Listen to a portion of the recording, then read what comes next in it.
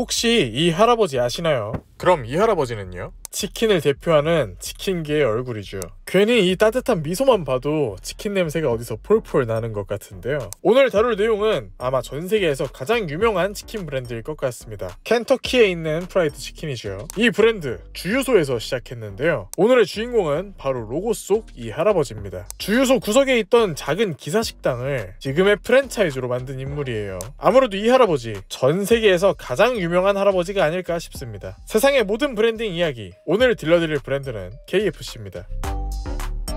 KFC가 어떻게 시작됐는지 보자면요, 이 로고 속 할아버지 할랜드 샌더스의 인생 얘기가 전부예요. 그런데 그 인생이 정말 한 편의 영화 같습니다. 샌더스는 켄터키주에서 약 25마일 떨어진 코빈이라는 곳에서 셀 오일 주유소를 운영 중이었어요. 그리고 한 가지 취미가 있었는데요, 바로 요리였죠. 어렸을 때 집안 사정이 좀 안 좋아서 어머니가 바깥일을 했고, 샌더스는 어머니 대신 동생들을 돌보면서 요리했거든요. 그리고 그 요리 습관이 지금까지 남아서 취미로 이어진 거였는데요. 요리하는 것 자체로 멈추지 않고 자신만의 레시피로 음식을 개발하는 독특한 취미가 있었다고 해요. 그래서 운영하던 주유소 한편에 샌더스 카페라는 작은 가게를 추가적으로 운영해요. 어차피 주유소에서 하는 일은 시간 여유가 있었거든요. 하루 종일 기름 넣는데 시간 쓸 필요는 없으니까 이 작은 식당 정도는 충분히 병행할 수 있었습니다. 그리고 가게 홍보도 별거 없었죠. 그냥 페인트로 그 간판을 크게 그려놨습니다. 그리고 지나가던 배고픈 운전자들은 간판을 보고 찾아왔고요. 초기 메뉴는 스테이크 햄, 그레이비를 얹은 감자 옥수수로 만든 그리츠, 그리고 따끈따끈하게 구워낸 비스켓을 만들어서 팔았고, 나중에는 튀긴 닭고기 요리를 판매하게 됩니다.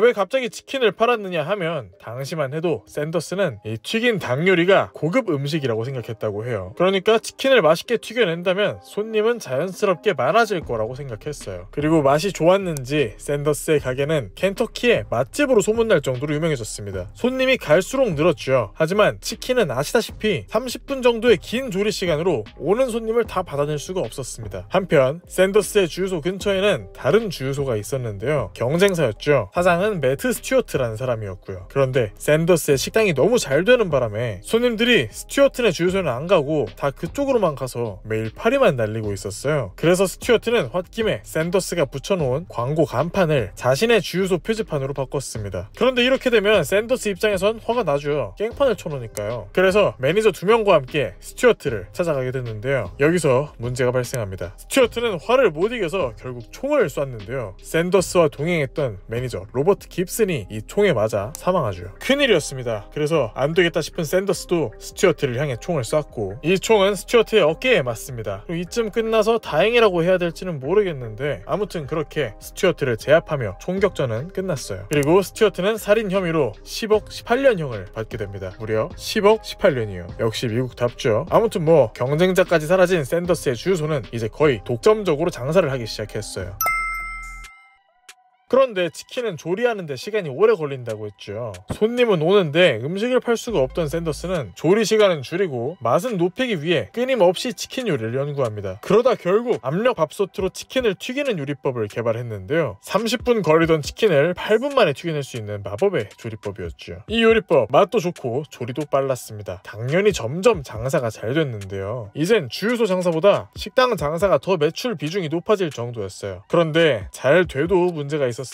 정말 맛있는 새로운 레시피를 개발했는데 함부로 적용할 수가 없었던 거예요. 맛이 변했다고 손님들이 싫어할까봐요. 그러던 어느 날 켄터키 컴벌랜드 호수에서 500인분의 치킨 주문이 들어오게 됐습니다. 유람선 고객이었다고 해요. 그리고 샌더스는 이때다 싶었는데요, 지금 들어온 주문은 이 주유소 고객이 아니니 새로운 레시피를 시험해볼 수 있을 거라고 생각했죠. 그렇게 새로운 레시피로 그날 치킨을 튀겨냈는데요, 그날 이후 샌더스의 치킨 레시피는 고정됩니다. 최고였거든요.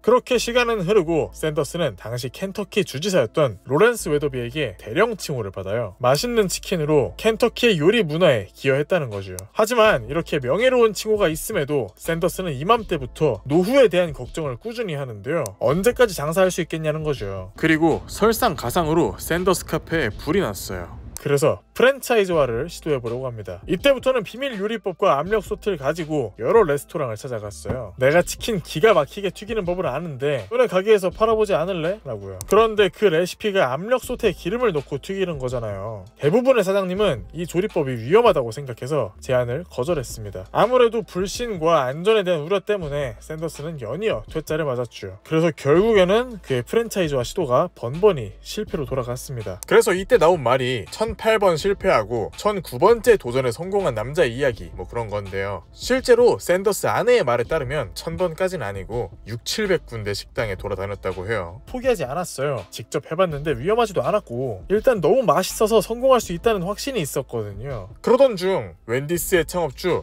데이브 토머스를 만나 첫 계약을 체결하게 되는데요. 치킨 한 조각당 4센트의 로열티를 받는 거였어요. 그리고 이어서 유타주에서 식당 하는 피트 하먼이라는 사람을 만나게 되는데요. 피트 하먼은 새로운 아이디어와 요리에 열려있는 사람이었어요. 샌더스의 이야기를 들은 하먼은 제안을 진지하게 받아들였습니다. 그래서 바로 맛보기로 합니다. 샌더스는 하먼의 레스토랑 주방에서 자신의 비밀 레시피를 사용해 치킨을 요리했고 그 결과 하먼과 그의 직원들은 그릇까지 먹을 기세였죠. 그리고 뭐 이렇게 맛있는데 바로 진행해야죠. 하먼 역시 이 치킨이 잘 될 거라고 생각했고 샌더스와 협력해서 켄터키 프라이드 치킨 메뉴를 추가하기로 결정했습니다. 하먼의 식당이 있던 곳은 유타주였지만 켄터키라는 이름을 썼는데요. 그 이유는 켄터키 치킨이 미국 남부에서 손님을 환대하는 이미지가 있어서였어요. 바로 샌더스가 일궈낸 그 이미지였죠. 그렇게 현대의 프랜차이즈와는 형태가 조금 다르지만 KFC의 첫 번째 프랜차이즈 매장이 된 거예요. 현재 전 세계에 약 3만 개가 출점된 치킨의 대표 얼굴 프랜차이즈의 첫 매장이 탄생하게 된 거죠.